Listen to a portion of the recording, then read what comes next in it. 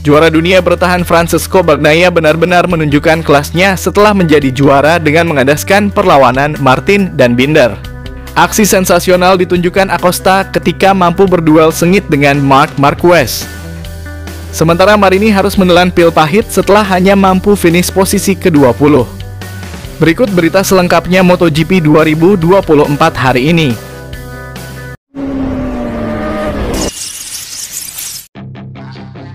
Juara dunia bertahan saat ini, Francesco Bagnaia tampil gemilang di sesi balapan MotoGP Qatar 2024 pada Senin 11 Maret 2024.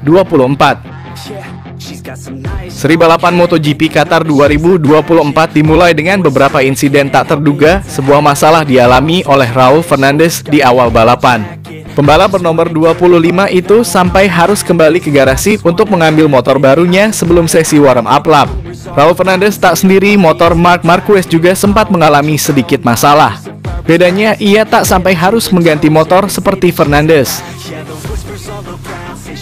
Terlepas dari masalah yang menimpa beberapa pembalap, juara dunia bertahan saat ini, Francesco Bagnaia memulai start dengan persaingan ketat kontra Jorge Martin. Bagnaia berhasil memimpin barisan di awal lap, disusul Martin, Brad Binder, dan Marc Marquez di belakangnya. Saat para pembalap tengah sibuk bersaing, sebuah insiden dialami oleh Jack Miller. Terlepas dari insiden yang dialami Miller, Acosta menyerang dengan agresif. Pembalap rookie itu naik ke posisi 7 dan terus merangsek ke posisi lebih baik setingkat demi setingkat. Acosta yang naik ke posisi ke-6 akhirnya berhasil masuk ke jajaran 5 besar setelah menyalip Alex Marquez pada lap kelima. Darah muda milik KTM itu pun lantas menempati posisi ke-5 dan mengincar posisi ke-4 yang dimiliki Marc Marquez. Pertarungan sengit terjadi untuk posisi kedua antara Binder dan Martin. Binder akhirnya mampu menyalip Martin di posisi kedua. Saat Acosta tampil agresif beberapa posisi di belakangnya, Francesco Bagnaia terus memimpin barisan dan berusaha menjaga jarak dari Jorge Martin dan Brad Binder yang memburunya. Pertarungan terus berjalan, Acosta akhirnya bisa menyalip Marc Marquez dan mendapatkan tempat keempat. Marc Marquez yang posisinya direbut pun tak tinggal diam, dia kembali merebutnya beberapa waktu setelahnya. Memasuki akhir balapan, Martin sempat memangkas jarak dengan Binder di posisi kedua. Namun sayang usahanya untuk merebut posisi 2 tak membuahkan hasil. Balapan terus berjalan, Francesco Bagnaia terus memimpin balapan hingga lap-lap akhir. Pembalap berstatus juara dunia itu pun berhasil meraih kemenangan di MotoGP Qatar 2024. Sementara itu di belakangnya ada pembalap KTM, Brad Binder, disusul Jorge Martin di posisi ketiga.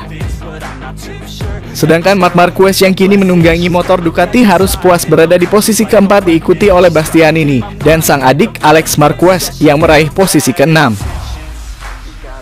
Luca Marini pun harus menelan pil pahit setelah hanya finish ke-20. Rookie sensasional Pedro Acosta sendiri berhasil finish di posisi ke-9. Dengan kemenangan ini, Bagnaia pun kokoh di puncak klasemen dengan 31 poin. Sementara posisi kedua ada Brad Binder dengan 29 poin, serta Jorge Martin dengan 28 poin.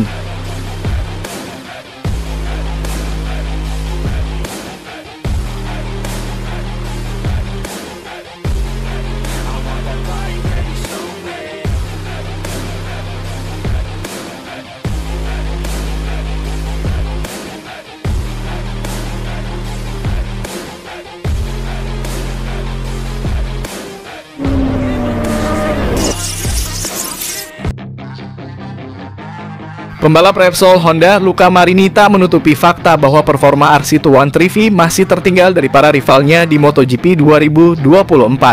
Ini ia nyatakan usai 4 rider Honda terlempar dari 16 besar pada hari terakhir tes pramusim Qatar, Selasa 20 Februari 2024. Dalam tes tersebut, Johan Zarco, Takaaki Nakagami, Joan Mir, dan Marini masing-masing menduduki posisi 17, 18, 19, dan 20. Luca Marini sendiri tertinggal 1,725 detik dari pembalap tercepat Francesco Bagnaia, dan margin ini memang sangat masif. Adik Valentino Rossi ini menyatakan ada beberapa hal positif yang bisa ia petik, yakni fakta bahwa dirinya mulai terbiasa mengendarai RC213V.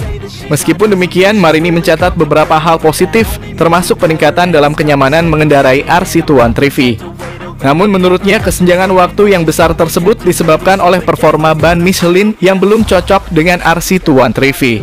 Marini menyatakan bahwa penggunaan ban baru, terutama ban lunak, masih menjadi tantangan bagi mereka.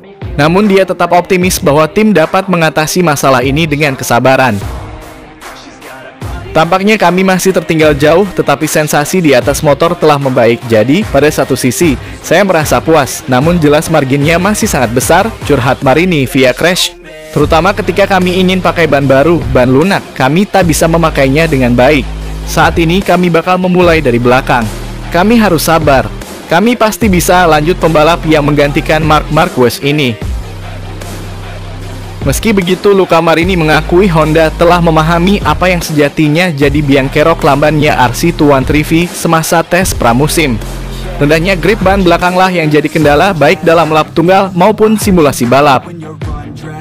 Grip ban belakang jadi kendala saat masuk tikungan, di tengah tikungan, dan saat keluar tikungan. Kini kami harus fokus pada area ini, karena disitulah kami lebih tertinggal, tutur pembalap berusia 26 tahun ini. Jelas ada kekurangan di beberapa area lainnya. Namun saat ini grip adalah hal yang menghalangi kami melaju cepat dan kuat, terutama dengan lunak. Begitu juga ketika mencari ritme dengan lama pungkas runner-up Moto2 2020 tersebut. Marini menegaskan bahwa fokus tim sekarang adalah pada meningkatkan grip ban belakang, karena itulah area di mana mereka paling tertinggal.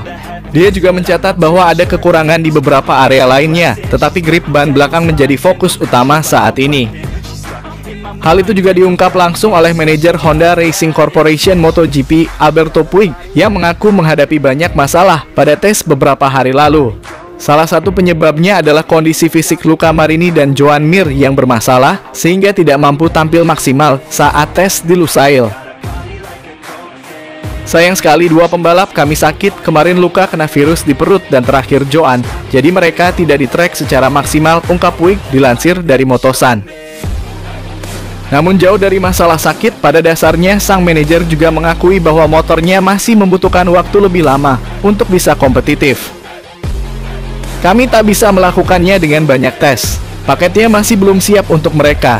Bukan karena mereka tidak maksimal di tes, tapi karena kami masih mencari kombinasi atau setting terbaik untuk GP, jelas mantan pembalap tersebut. Masalah utama Honda RC213V adalah di area akselerasi saat keluar tikungan, di mana gripnya tidak maksimal. Kami memahami itu ada masalah pada paketnya, jadi bukan masalah aerodinamika saja yang kami kerjakan, kami juga harus menyelesaikan masalah lain di motornya, ungkap Puig. Hari ini kami tak bisa lagi menyelesaikan satu masalah saja, kami percaya kami bisa memperbaiki area-area lain. Jadi itu yang kami cari, tegas sang manajer.